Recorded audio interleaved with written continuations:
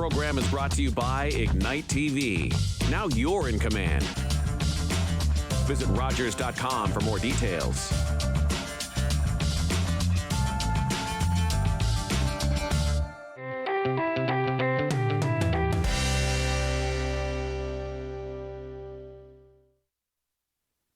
Welcome to Her Story, the journey to winning a seat at the table. I'm your host, Mary Jane Murray, and this program is a series of conversations with inspirational women with amazing stories to share. And stories are a tapestry of lifelong experiences and events. Let's explore the journey. My guest today is Alicia Gordon, and she is an advocate and systems navigator at the Elizabeth Fry Society. I first saw Alicia's story in a documentary by reporter Logan Turner, and I was so captivated by her story that I wanted to bring her story firsthand to our viewers on Rogers TV. And we often see very accomplished women in interesting roles. Now, sometimes that journey for a woman can take her to the brink and back to inspiring hope. And this is Alicia's journey. Welcome, Alicia, and thank you for taking the time to have this conversation with us. Thank you for inviting me. So you have had quite a journey in your life, and you have been very forthcoming, particularly in the documentary, about talking about that journey. But if we could just reflect a little bit on the earlier years before the addiction, if you could just talk about that a little bit and tell us about that story. Absolutely. My family situation, my parents were separated, and it led to a lot of inconsistency. And it bred an environment that wasn't conducive to my growth.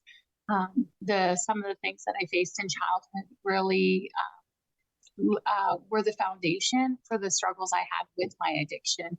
I didn't feel a part of my family dynamic, and it caused me to have a lot of internal pain that came out in my addiction. I started experimenting with substances approximately around 14 and 15 with alcohol, and then weed. And then when I was 18, I had my first line of cocaine. And basically, that was like ground zero for me. As soon as I had that first line, I was hooked. My struggles showed immediately. I started missing work, and I started having issues with paying my bills and being accountable. And it kind of started me on this really interesting, long, twisted journey of addiction. Well, that was definitely a pivotal moment, the situation of that first experience with drugs. And we know that sometimes that first experience doesn't lead to a strong addiction. And I have learned over the years that some people are more prone to an addictive behavior than others. But it seems like there was some background challenges that just fed into that addiction journey. So with that pivotal moment, that changed the trajectory of your life going forward.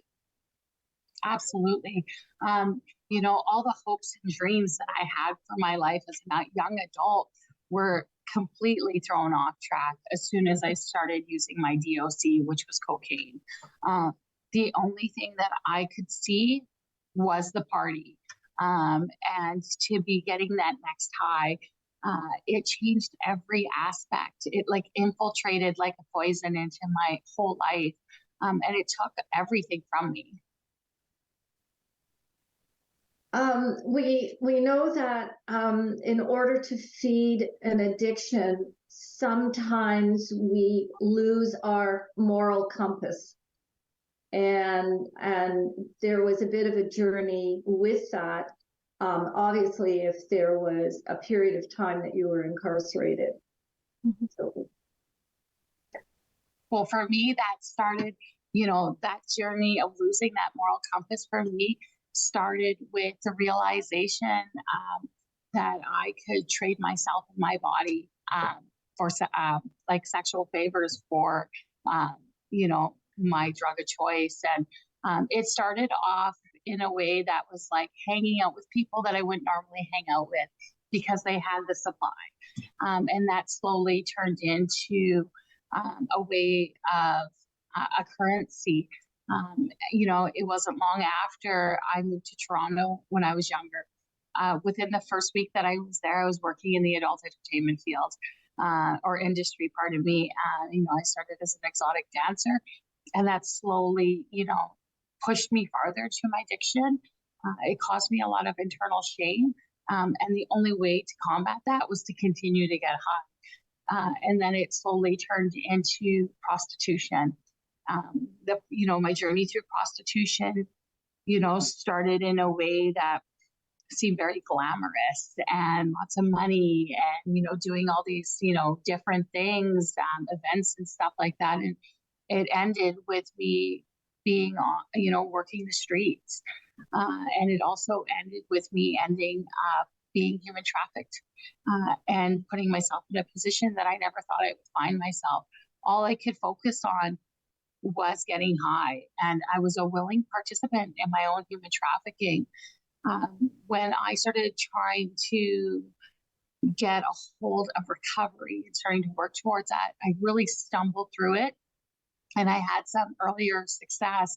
But when recovery's not linear and I ended up relapsing, I didn't want to commit the same kinds of acts that I was in the past to gain access to my drugs. So I chose to do crime. And I really thought my crimes were victimless and that I wasn't hurting anyone. And I thought I wasn't hurting myself either. I was only hurting myself, pardon me. And that just wasn't the case. My thinking process was so diluted that I was oblivious to the impacts my daily decisions were making on myself and my entire community. So that led to a lot of break and enters, and then you were arrested. Yes. And so you had to go through the criminal justice system. Absolutely. My first time as a first-time offender, I served approximately 15 months, where I actually did 4 months in treatment custody at ARTC. And, that was an eye-opener for me. And I kind of was like, when I was behind bars, I was like, how did I get here? Right? I had a lot of excuses for my addiction and reasons. And the reality is that I had chose poor coping mechanisms. When I started taking a little bit of accountability for how I had my part in my journey, it really opened up my eyes to the opportunity for recovery. I recognized that I wanted more out of life than, this road, this endless circle of incarceration and using. I didn't get it right the first time. It took a couple of tries to kind of really start laying down a solid foundation for my, future and my recovery. And that takes a lot of courage. It also takes a lot of internal reflection, in the sense that you started to realize that the crimes that you were committing were not victimless, and that your thinking, of course, had been certainly skewed by and affected by the amount of drugs that you were taking. But did you ever feel that through the crime, through the trafficking, through the sex trade, that you were being taken advantage of? You said you were a willing participant, but that partly was you were also being influenced by other people, and feeling that they were taking advantage of you. I definitely like can reflect back on what those days were like for me. And, the day to day, I definitely recognized that I was being victimized, and I didn't understand it 100%, but like in a larger picture, I really thought that that I was willing, but it was such a forceful drive, my addiction, that I was willing to overlook absolutely everything because all I could really see was getting high. And I was willing to execute any means possible to make that happen, at the cost of, that moral compass and everything else that I had as my like authentic self. Well, you did mention, just reflecting back a little bit, that that you actually tried to stop. That must have been a pivotal moment in terms of, I've been doing these drugs. My life is going down the tubes, not the way I wanted to. I'm going to try and stop. So there must have been some decision there, some realization, but the addiction is so strong that you went back to it. Absolutely. My journey with addiction is, over 15 years in the making. And, I had some prior successes, and my thinking really started to change after my children were born. And I was trying to be the best parent that I could, but my addiction was intense, and I had taken the opportunity to relocate back to my home community. And that gave me the opportunity to distance myself from the environments that I was in, the people I was associated with. And it gave me kind of a fresh start. And I was successful for a while, but I didn't do the work that I needed to really combat the addiction. For me, was kind of the outcome of a lot of trauma-based stuff. So when I started working on the underlying causes for my addiction, I found a really strong sense of recovery and a strong foundation for my future.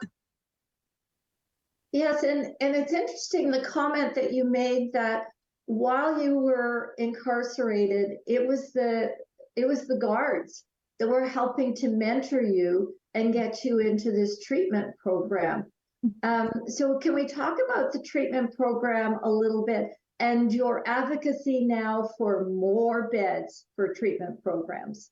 My first time, I knew as soon as I was incarcerated, I knew that I wanted to attend treatment. I knew I needed something beyond myself to start combating my addiction. And it was the guards that said, "Hey, there's a program in Sault Ste. Marie that you can attend." And then, they directed me to the social workers. And the social workers were the ones that really advocated for me to be able to get into that program, and said, "Hey, this is going to be a really great fit for you, and we can do the paperwork, and we get you on the waiting list." And I seen it as an opportunity. I seen it as being a captive audience. What better time to start working on myself when I was in a situation where I had plenty of opportunity to dedicate to bettering myself. Well, I mean, that was an eye opener to me, because I didn't realize that the guards, my impression of guards in an incarceration situation was that they were just sort of maintaining the routines. But these guards really stepped up and really were mentors to you in getting you into this treatment program. They must have seen something in you that maybe you didn't see in yourself. The whole, for me, my experience with some of the individuals that work in the correctional centers that I was in, especially in my home community, these are individuals that I grew up with. we're all from the same community. I can recognize that some of them, are doing their job and they want to see people get well. I had, okay experiences.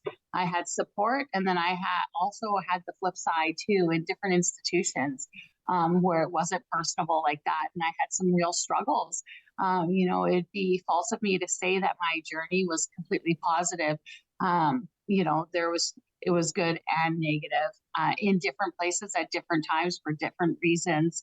I really owe the bulk of my success with the program and everything to the social workers, that helped me navigate. And they ended up being a support for me because I was dealing with so many stressors that were outside of my control, especially regarding like my children in that situation. And they helped advocate for me and helped support me when I literally had no support from my family. My family kind of closed the door on me while I was in custody. And if they hadn't stepped up, I don't think I would have, social workers hadn't stepped up, I don't think I would have been successful to the point or to the degree I am today, because we need that hope behind bars. We need someone to believe in us. We need someone to help us navigate. We're just not able to do that kind of, make those kinds of journeys from behind bars, because we're just limited in so many with resources and limited in connection to other individuals, and even just limited in being able to apply for programming. Well, I do have a quote that you made at one point. They made me realize that my life didn't have to end behind bars. And so that's just what you've been talking about, that your life was just a part of your life behind bars, was just a part of your journey going forward. Mm-hmm. And obviously that treatment program has been very successful, but it only has 8 beds. And for me, it was like the foundation piece. It was like the first time that I was given those necessary tools to start really looking at how I was going to try to fight for my sobriety. And it was such a learning opportunity for me. And I've taken so much that I learned in that program moving forward. And I see it as a necessary, like this, something that should be, I'd love to see across the board. I think that, unfortunately, we can't always escape the incarceration, and we can't avoid it. And if we are going to be incarcerated, why not have more programming? Why not attend treatment while you're there? Why wait on, in custody for a year or more and then go to treatment once you're released? People are a captive audience. They're not under the influence. It's a great time to really start working on those goals. So now you've become an advocate for not only improving the treatment programs, but you're also an advocate for and navigator for the Elizabeth Fry Society. So you're finding your voice. And do you feel that you are being heard in a smaller scale or a larger scale? It's really interesting. I've been fortunate enough to have found employment not only with this organization, but a number of other frontline organizations in Thunder Bay. And they gave me the chance to be the person I knew I wanted to be. I had the community organizations that took me on, gave me a sense of self and a sense of pride. I had a lot of shame-based beliefs when I left custody. Here I am, this, criminalized Indigenous woman who was a sex worker and experienced sex trafficking with an addiction history. And I had low self-value in myself. And these organizations coming together to consider me from employment gave me that pride that I needed. And, moving forward into my career with the Elizabeth Fry Society, they value everything I bring to the table. And they give me the opportunity to have a very clear, loud voice. And there's been many times where I brought forth something and it's been implemented, and it's really gratifying to know that I am valued, and I'm valued because of my experience. I'm not discriminated against because of what my history looks like. Here it's unique. It's considered unique to have that kind of lived experience. And the Elizabeth Fry Society that I work for, endorses that. They want to see as many people in the field with lived experience because it's so valuable. Well, often we know that the frontline lived experience are the best advocators for not only changes in the system, but helping others who are in that journey of drug addiction and wanting to see a different life for themselves. And it is people like you, women like you, coming forward and sharing very honestly, very openly about your journey. And it's not an easy journey to tell, and it's not an easy journey to listen to. And so through that, what have you learned about yourself?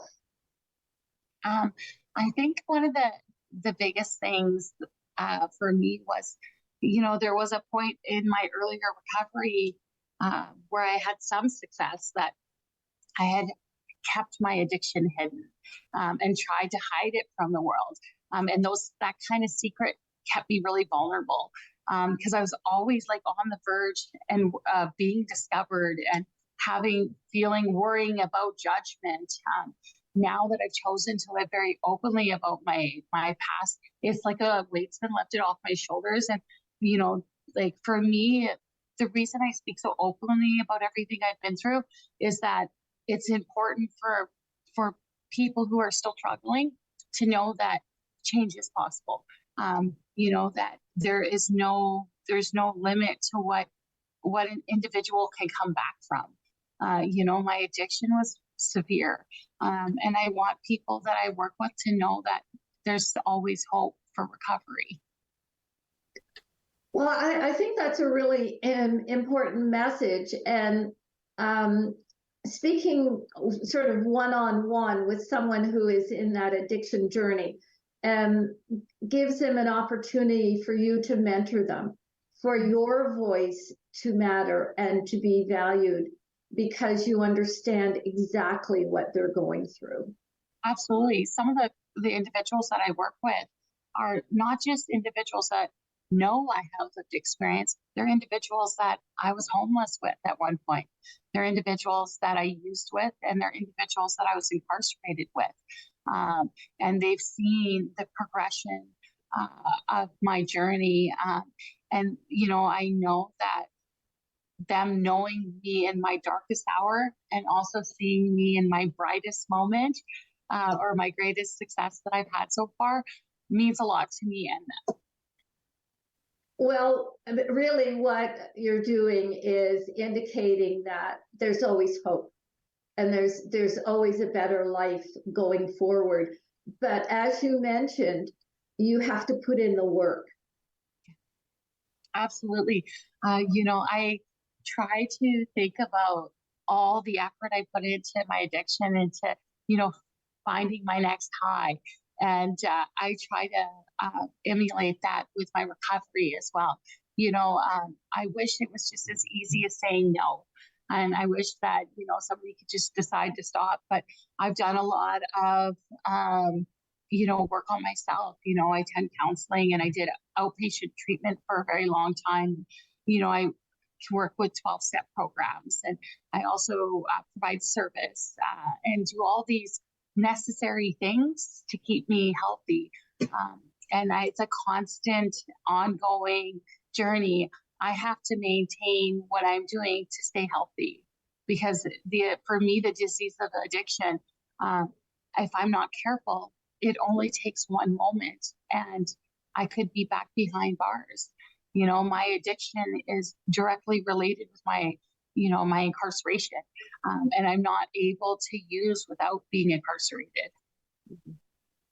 So basically, it's just one day at a time, and keeping a very positive attitude. And I can certainly see by the shining eyes that you have and the big smile that you are very optimistic in terms of moving forward, and continuing to do that work. What words of wisdom would you pass on to someone, whether a viewer who is either in the midst of addiction, or if family members, knowing that one of their family members is having addiction problems? What words of wisdom would you pass on to those women?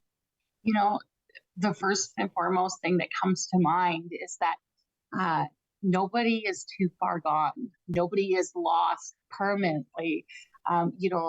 Sometimes the only thing people are lacking is the opportunity. That I think back that in my mind, I can see my intake photo for custody, and I was so sick, and to see myself now, there's just recognizing that literally the worst case scenario, people come back, they do. And that sometimes we just need to have a little hope and faith. And that, another thing that's important for me to share too, is that the number one thing I get from my recovery is I get to live. I get to live a healthy, authentic life. And that's really important. I wasn't living when I was in addiction. And I wasn't living when I was in so much pain and from my traumas that led to my addiction. This is the first time I've really got to live my true self. Wow. I mean, this is really an incredible journey. And I am so grateful that I've had this opportunity to have this conversation with you. And I'm hoping that is inspiring others, particularly women who are struggling in their lives, to know that there is always hope, and that seeking out mentors, seeking out healthier relationships, seeking out treatment programs can give them a better life going forward.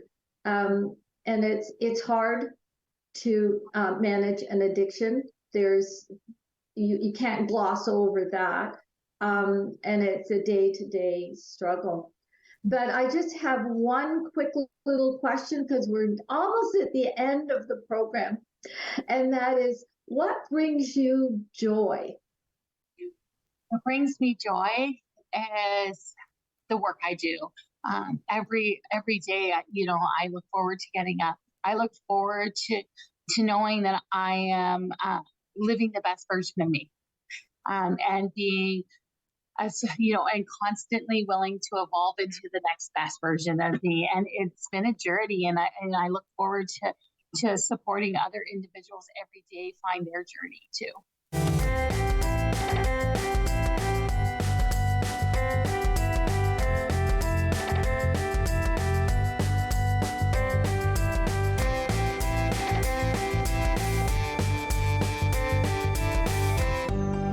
Call the Rogers TV viewer response line, email us, or connect with us on social media.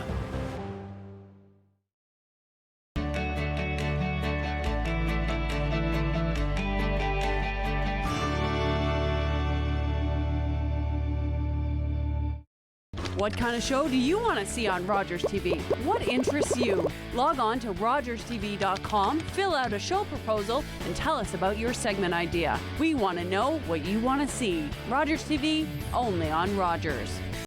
The devastating earthquake that struck Turkey and Syria has left thousands of people dead, and many more have lost their homes. Millions continue